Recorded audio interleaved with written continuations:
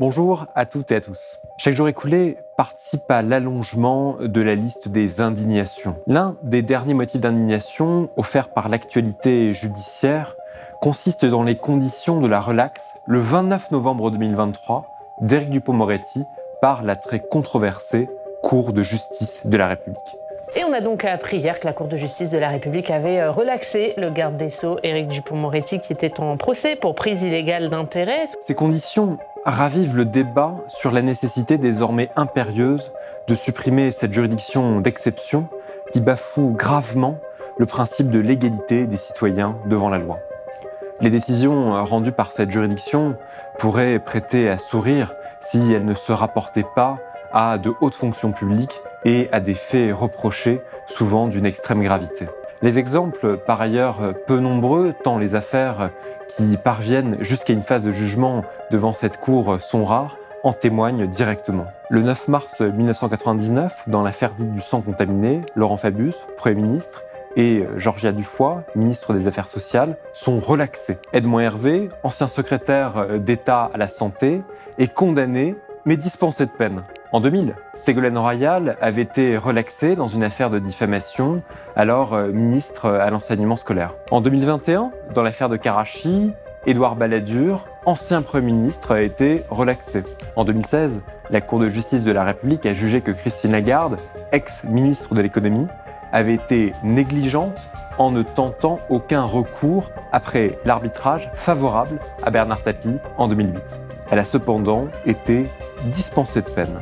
Des années plus tard, c'est au tour d'Éric Dupond-Moretti d'être relaxé, et ce, alors même que selon les propres constatations de la Cour, l'élément matériel du délit de prise illégale d'intérêt était caractérisé, mais pas l'élément intentionnel. Le procès, pour ceux qui y ont assisté, a fait la démonstration de la culpabilité d'Éric Dupond-Moretti par la matérialité des faits. La prise illégale d'intérêt, il n'y a pas besoin d'avoir d'éléments intentionnels, d'avoir voulu le faire. Elle est là ou elle n'est pas là.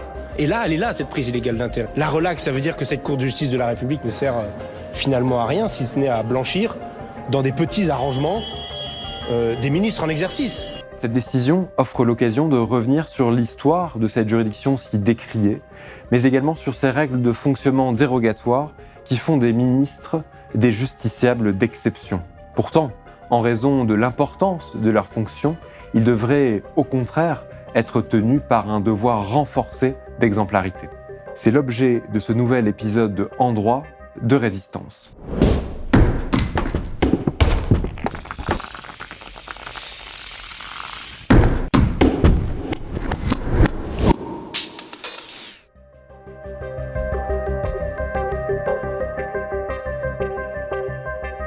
Il faut remonter à l'Ancien Régime pour retrouver la tradition consistant à faire juger les ministres en dehors des juridictions de droit commun qui jugent les autres justiciables. Le principe d'une juridiction d'exception pour juger les ministres a traversé les époques jusqu'à la création de la Cour de justice de la République que nous connaissons. Parmi les temps décisifs ayant contribué à la création de la CJR, notons les suivants. La Constitution de 1946 a institué la Haute Cour de justice en charge de juger le président de la République et les ministres. En décembre 1992 a été institué un comité consultatif pour la révision de la Constitution sous la présidence du doyen Wedel. Dans son rapport, parmi ses propositions de réforme de la Constitution, le comité suggérait de faire subsister la Haute Cour de justice que pour les crimes de haute trahison commis par le président de la République et les crimes contre la sûreté de l'État commis par les ministres. Il préconisait par conséquent la création d'une autre juridiction, avec notamment la création d'un contrôle préalable par une instance chargée de vérifier la recevabilité et le caractère sérieux de la plainte pour empêcher des plaintes abusives qui entraveraient l'action ministérielle et politique. Selon le rapport, la préoccupation exprimée était alors d'interdire qu'à la faveur de plaintes avec constitution de partie civile, les ministres soient constamment exposés à devoir se justifier devant les juges de leur activité ministérielle. Ce serait transformer la responsabilité politique en responsabilité pénale et entraver l'action du gouvernement. pour, selon ces termes, éviter le risque d'une justice considérée comme politique parce que rendue exclusivement par des parlementaires et celui d'une justice rendue exclusivement par des magistrats qui, aussi compétents seraient-ils, constitueraient une instance contraire au principe de la séparation des pouvoirs, le comité a invité à la création d'une juridiction à la fois composée de parlementaires, mais également de hauts magistrats. La loi constitutionnelle du 27 juillet 1993 est à l'origine de la création de la Cour de justice de la République, chargée de juger de la responsabilité pénale des membres du gouvernement.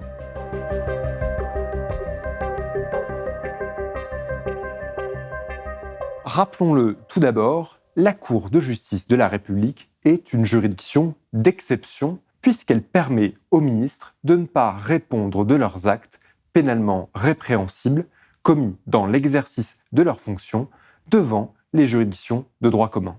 Selon l'article 68-1 de la Constitution, ouvrez les guillemets, les membres du gouvernement sont pénalement responsables des actes accomplis dans l'exercice de leurs fonctions et qualifiés de crimes ou délits au moment où ils ont été commis.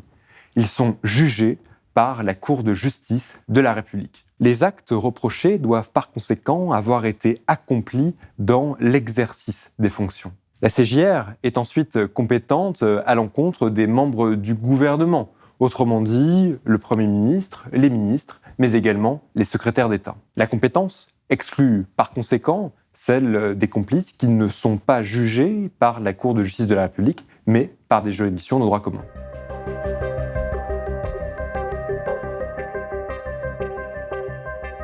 Toujours dans le prolongement de l'ordre des articles de la Constitution, l'article 68-2 de cette norme prévoit que la CJR comprend 15 juges, 12 parlementaires élus en leur sein et en nombre égal par l'Assemblée nationale et 3 magistrats du siège à la Cour de cassation, dont un préside la Cour de justice de la République. Par ailleurs, toute personne qui se prétend lésée par un crime ou un délit commis par un membre du gouvernement dans l'exercice de ses fonctions peut porter plainte, mais auprès d'une commission des requêtes. La plainte doit contenir le nom du membre du gouvernement visé par les faits allégués.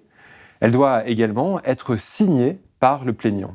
Cette commission des requêtes, destinataire des plaintes, est composée de 7 magistrats issus de la Cour de cassation, du Conseil d'État et de la Cour des comptes. Elle va décider de l'engagement des poursuites, là où, en matière de droit commun, il appartient au procureur de la République de décider d'engager ou non des poursuites. La commission ordonne soit le classement de la procédure, soit sa transmission au procureur général près la Cour de cassation, aux fins de saisine de la Cour de justice de la République. Notons ici que les actes de la commission des requêtes ne sont susceptibles d'aucun recours. Selon la loi organique de novembre 1993, aucune constitution de partie civile n'est recevable devant la Cour de justice de la République. Il n'y a donc pas la possibilité pour une victime de, par exemple, demander l'ouverture d'une information judiciaire en sollicitant la désignation d'un juge d'instruction en cas de classement sans suite de la procédure, ni même de former un pourvoi en cassation contre l'arrêt rendu par la Cour de justice de la République. Si la procédure fait l'objet d'une transmission au procureur général près la Cour de cassation, s'enclenche une procédure devant la commission d'instruction. Selon l'article 19 de la loi organique, la commission d'instruction informe en vertu d'un réquisitoire du procureur général près la Cour de cassation. Il ne peut donc pas y avoir de réquisitoire si la personne n'est pas dénommée.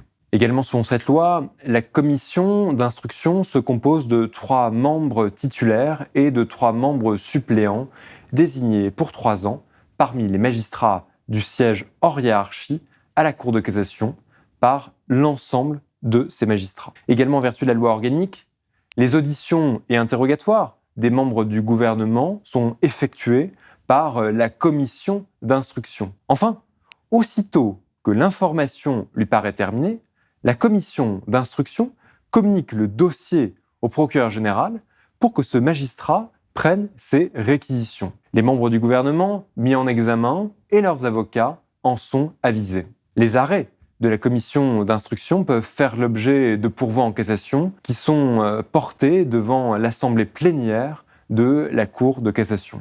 Ces pourvois, en pratique, ne peuvent être formés que par le procureur général ou par le ministre concerné, à l'exclusion des témoins. Une fois ces différentes étapes respectées, la formation de jugement peut enfin se prononcer. Comme nous l'avons vu précédemment, la formation de jugement est composée de 3 magistrats et de 12 parlementaires.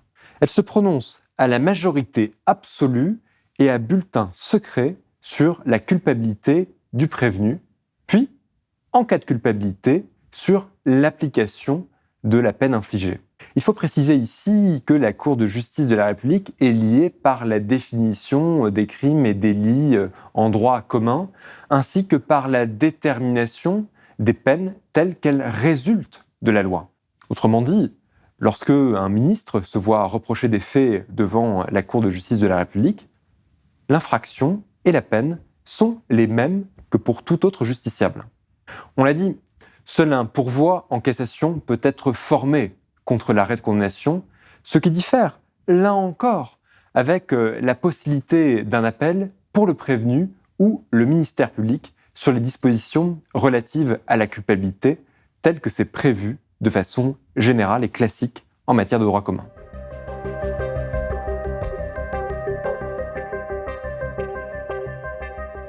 La suppression de la Cour de justice de la République avait notamment été promise par François Hollande en 2012.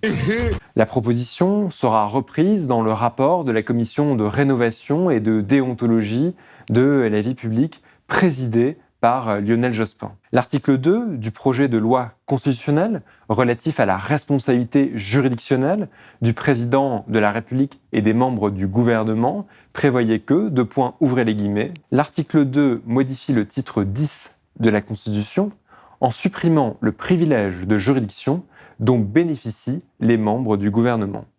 En vertu de ce privilège, ils ne peuvent être jugés pour les actes accomplis dans l'exercice de leurs fonctions que par la Cour de justice de la République, juridiction composée essentiellement de parlementaires où les magistrats sont très minoritaires. De plus, les règles particulières de compétences et de procédures qui lui sont applicables sont à l'origine d'un éclatement des procédures juridictionnelles. Le texte supprime donc cette juridiction d'exception en prévoyant à l'article 68-1 de la Constitution que les ministres seront jugés par les juridictions pénales de droit commun, y compris pour les actes accomplis dans l'exercice de leurs fonctions. Pour éviter les mises en cause abusives, la procédure sera aménagée. Les poursuites devront être autorisées par une commission des requêtes composée de 3 magistrats du siège à la Cour de cassation, 2 membres du Conseil d'État et 2 magistrats de la Cour des comptes. Le jugement de ces affaires sera confié aux juridictions de Paris compétentes qui seront alors composées d'au moins 3 juges. Un autre projet de loi, le projet de loi constitutionnelle pour un renouveau de la vie démocratique, présenté en Conseil des ministres le 28 août 2019, prévoyait la suppression de la Cour de justice de la République et que les ministres seraient dorénavant jugés par la Cour d'appel de Paris. Il est clair aujourd'hui que la Cour de justice de la République ne remplit plus la fonction essentielle de traiter de la responsabilité des ministres. Ces mots ne sont pas les miens, ce sont ceux d'Emmanuel Macron, notre président de la République, qui s'était également engagé à supprimer la Cour de justice de la République devant le Congrès réuni à Versailles en juillet 2017. Les ministres eux-mêmes doivent devenir comptables des actes accomplis dans leurs fonctions ordinaires. C'est pour cette raison que je souhaite la suppression de la Cour de justice de la République. La relaxe d'Éric Dupond-Moretti ravive aujourd'hui la nécessité de supprimer cette juridiction qui était disqualifiée avant même de prendre sa décision. Les interrogations suscitées par cette décision, intervenues au motif que l'élément intentionnel de l'infraction ne serait pas caractérisé, n'est pas conforme à la jurisprudence constante en matière de prise illégale d'intérêt. Cette décision sur la relaxe du ministre Éric Dupond-Moretti, c'est un bras d'honneur à l'idée de justice. Il n'est notamment pas anodin de rappeler que, habituellement, l'intention coupable est caractérisée par le seul fait que l'auteur a accompli sciemment l'acte ayant constitué l'élément matériel. Pourtant, le procureur général a d'ores et déjà annoncé qu'il ne formerait pas de pourvoi en cassation contre l'arrêt de relaxe d'Éric Dupond-Moretti en se défendant de tout caractère politique dans le refus de former ce recours. Il est démocratiquement indispensable de supprimer la Cour de justice de la République et d'initier une réflexion sur le mode de judiciarisation qui pourrait être choisi. Cette juridiction et les différentes décisions en témoignent, a conduit à l'introduction d'un régime d'exception qui est parfaitement favorable au ministre et qui, tout en donnant l'impression formelle de justice, est parasité par l'omniprésence du pouvoir politique et d'arrangements possibles.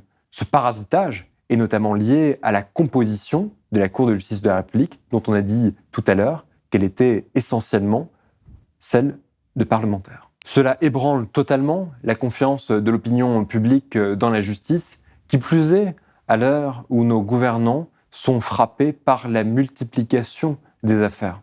D'un côté, d'un point de vue constitutionnel, compte tenu de la séparation des pouvoirs, on peut concevoir la pertinence de ne pas confier exclusivement la charge de juger des ministres uniquement à des juges professionnels. De l'autre, le fait d'introduire des parlementaires en nombre donne l'impression que finalement, des considérations tenant à la réalité du fonctionnement du monde politique devraient effacer la commission d'infraction au nom de pratiques ou d'un contexte qu'ils seraient les seuls à pouvoir apprécier à sa juste valeur. Mais quel contexte pourrait donc justifier la commission d'infraction en dehors de certains cas limités prévus par la loi, donc par exemple la légitime défense ou l'état de nécessité.